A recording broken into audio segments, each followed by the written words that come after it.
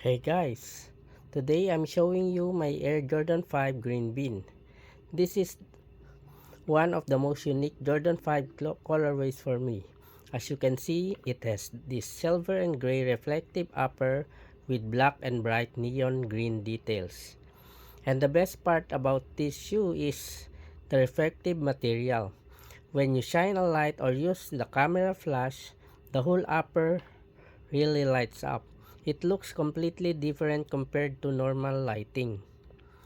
I really like the combination of gray, black, and neon green.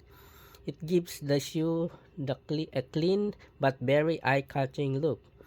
You can also see the classic Jordan 5 details here. The mesh panels, the sharp tooth design of on the midsole, the lace lock, and of course, the edge unit.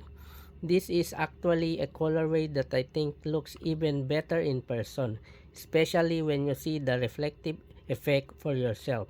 So yeah, that's my quick look at the Air Jordan 5 Green Bean. Let me know what you guys think about this colorway and thanks for watching.